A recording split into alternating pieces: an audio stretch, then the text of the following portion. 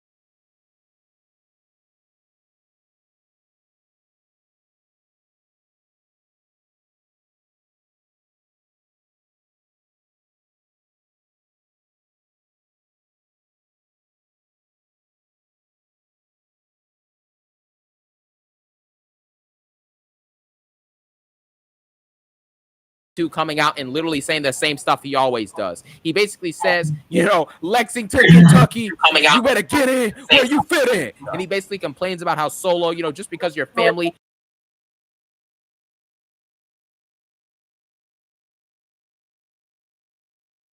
says all of this, and then basically says that Solo Sikoa got what he deserved pretty much for what he had been doing to Jacob. Then Solo Sikoa shows up in a backstage like area, some dark room. I don't even know where the heck this dude is. And the point is, we have to basically start sending out prayers and APBs for Jeffrey Cobb. I don't know where Jefferson Cobb is. This person in the background, I don't know who the heck that is. I know it's Jeff Cobb, but man, that does not look like Jeff Cobb with the lights off and the way that head is shaped, bro. I don't know who the heck that is. They got the Hulk sitting back there in green lighting. I don't know what's going on with that, bro. But prayers out to Jefferson Cobb, you know, Jeffrey Cobbington, Jeffrey Corner Cobb, you know, prayers out to him. Hopefully he's okay. So Sikoa then basically brings up the fact that he brought Jacob Fatu into prominence, which is low-key facts. He says that he put food on Jacob's table. He put money in his pockets. He put him in a place of prominence. And without him, Jacob Fatu was literally nothing, which is actually a pretty decent point. After he says all of this, what's it called? He then proceeds to basically say that he needs Jacob Fatu to do one thing, 4 words, so it's like 4 letters, 1 word, yeet.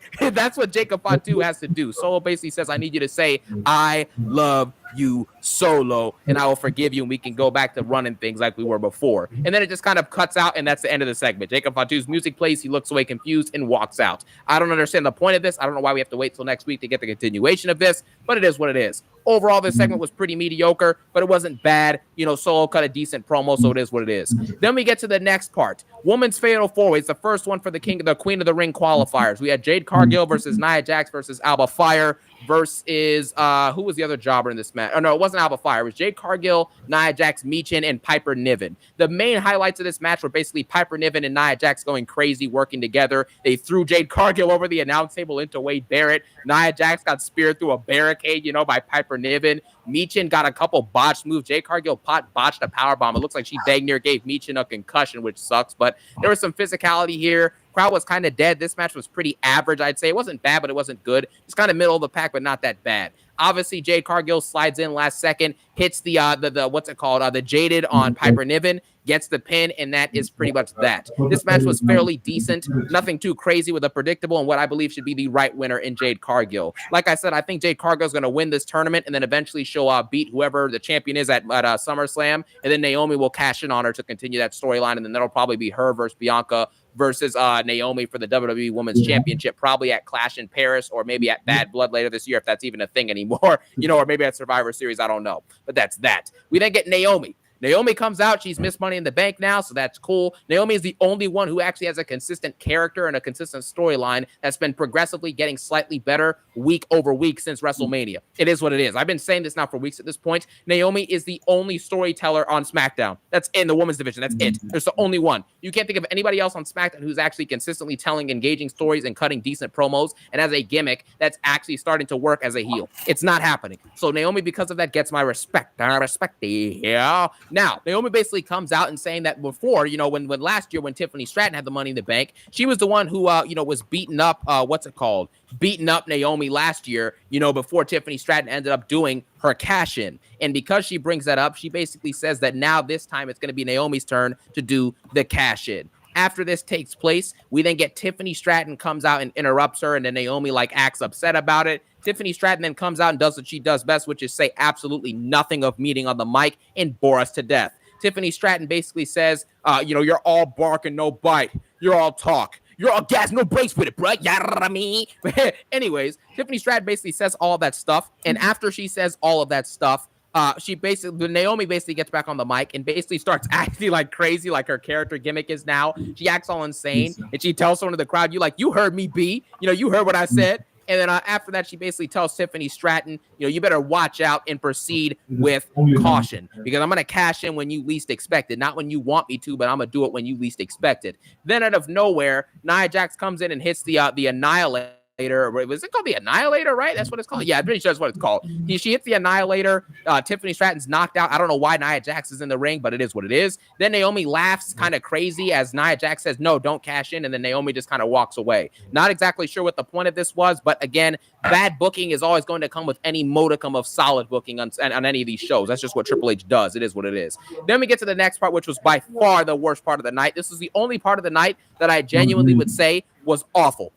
Just completely awful at this point. The Wyatt Six, at the end of the day, they need to be fired. They need to be released and they need to be cut effective immediately. They are not good. They are boring. The crowd went dead silent when they came out and fought the Motor City Machine Bums. The crowd's dead. Nobody cared. There were multiple botches. Joe Gacy and Dexter Lumis have nothing to offer. Uncle Howdy's sitting on the ramp getting no reaction. Nobody cares about this stuff. It's boring, it's weird, and it's dumb, and it's not entertaining. And because it has the trifecta of absolute garbage, and it's being booked poorly by Triple H, it's good to say that these dudes should probably just be released. There's no point of even keeping them on the... Just release them. Why are we still doing this? This is a failed experiment. The Motor City Machine Bums get get pinned after Dexter Lumis hits his finisher, which is a leg drop that he actually botched and hit, I think, Chris Sabin in the face. So that's that. This was a stupid match. It was absolutely horrible, and it sucked the life out of the arena. So there you have that. Then we have what is probably the greatest part of the show all night. John Cena basically comes out and he's looking for Ronald Killings. He then goes out to the ring and calls out Ronald Killings, and CM Punk shows up, which is great. CM Punk does this little surprise. I was not expecting a CM Punk to actually show up, but,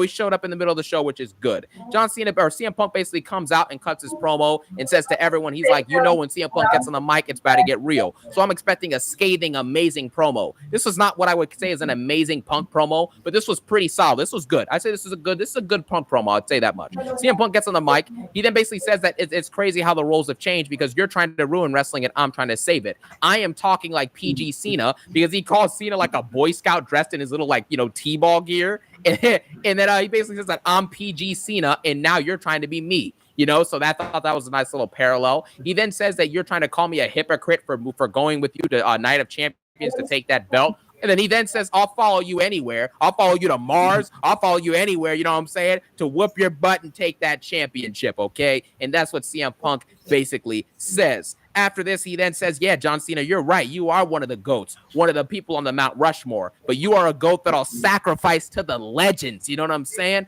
And then he lists off different people like Bret Hart and a couple others. And that's basically what CM Punk says before saying that the truth hurts. And then he kind of walks off, and that's that. John Cena kind of stands there and doesn't say anything back for some reason. I don't know why they didn't let John Cena say anything back to CM Punk here, but it is what it is. After he does all of this, we then get a moment where Cena stands there and pauses and gets attacked again by R-Truth, okay? R-Truth beats this dude up, puts him in the STF, and then has to get pulled away, and it becomes officially confirmed after this that we are going to get R-Truth versus John Cena on next week's SmackDown, which I think is great. This is really awesome, man. I wish this was for the championship, but it is what it is. It's very cool to see your WWE champion who's an actual superstar, fighting on SmackDown. You get what I'm saying?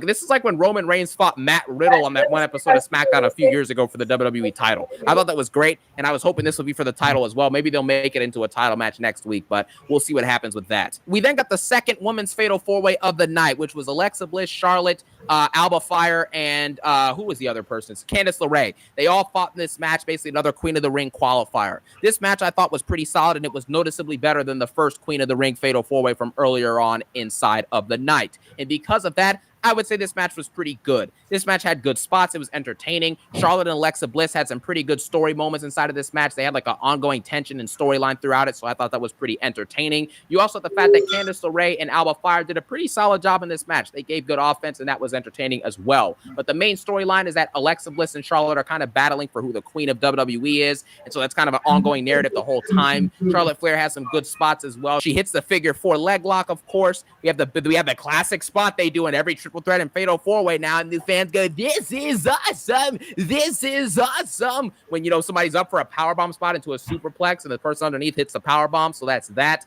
And then ultimately the match ends. Alexa Bliss hits the Twisted Bliss. She then hits a finisher. I think it was on she hits a finisher on Candice LeRae.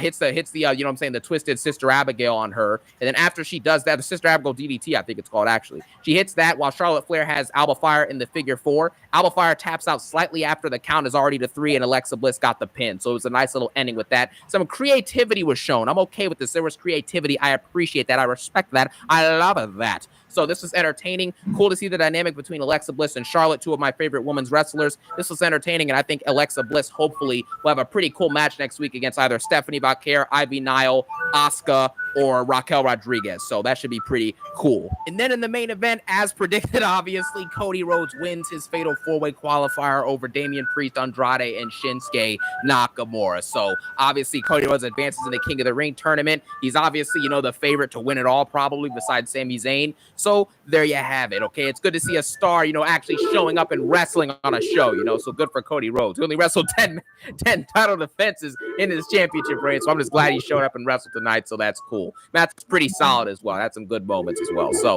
overall, this was a pretty enjoyable SmackDown. I'm going to be modest here, not go overboard. I'd give this like a 7 to 7.5 out of 10. This is a very solid or even good episode of Friday Night SmackDown, okay? I have to be honest about it. I enjoyed it. I thought there was good ups and downs. There was a consistent consistent narrative throughout the night. John Cena did a great job tonight. CM Punk did good. Dr. Libations was out there wrestling, doing his stuff as well. So it worked out. And the woman actually did a pretty good job in all the stuff except for Tiffany's garbage promo. So I enjoyed it. Had its issues, but it had a lot more good than bad. I give it a 7.5 out of 10. A good episode of SmackDown. The first time I've said that in a long time, man. So I'm feeling good. Let's see if we can string together a couple 7 or 8 out of 10s on Raw and SmackDown. And you never know. Your boy might be doing some happy rants from here on out. But thank you guys so much for watching. Have a phenomenal day. Peace out in one love. We've got the best live football in the world and for free. I mean, who doesn't love that, right? And it's not just the best matches. We've got top analysis, exclusive interviews and live watch-alongs, all for free on YouTube. Clinton. Oh, well, I am here as well. What else do you want? Just subscribe and Jesus Christ. Take. Murat, jullie sporen zat. Graag weg. Don't you get them back? Yeah.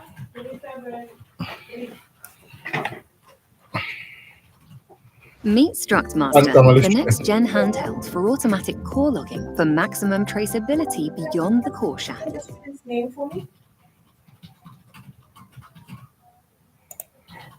Okay, I understand. Okay, just looking into the case. Okay, please just give me 2 seconds. Case Ridiculous questions ever. Would he rather have $100,000 or one of the most rarest diamonds on the planet? But the $100,000 on this chip will be covered up. Let's see what he picks. You are about to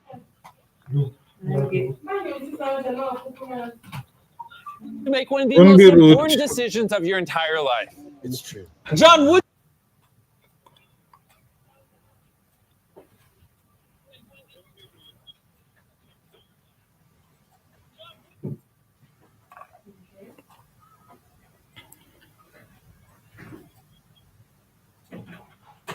you rather have this $38,000 diamond ring, dead serious, or this mystery check that you can't know what's written on it?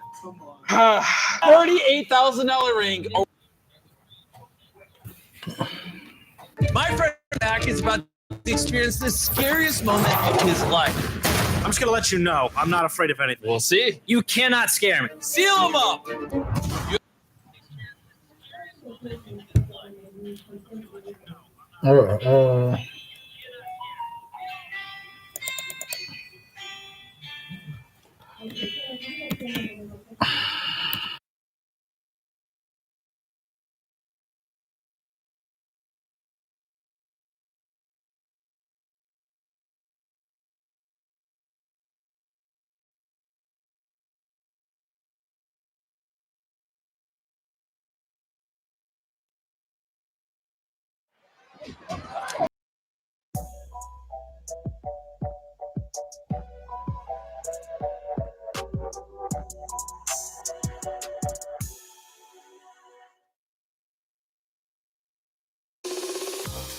With Google Workspace, you can create a Gmail account with your own domain and branding, helping your business look professional in any inbox.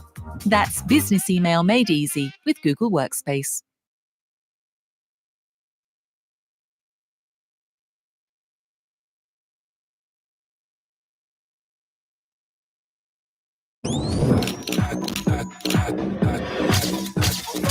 Time, girl. You have to take your protection into your own hands. If you're worried about pleasure, you have to be worried about protection too. Catch Muesli on this episode of Beyond the Sheets with Durex.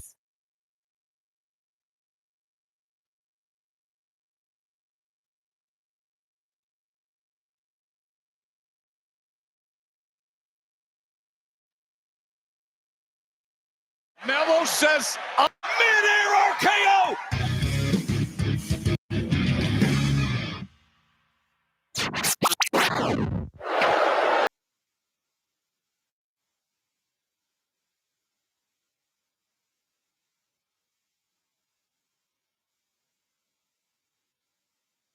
Here's Jay.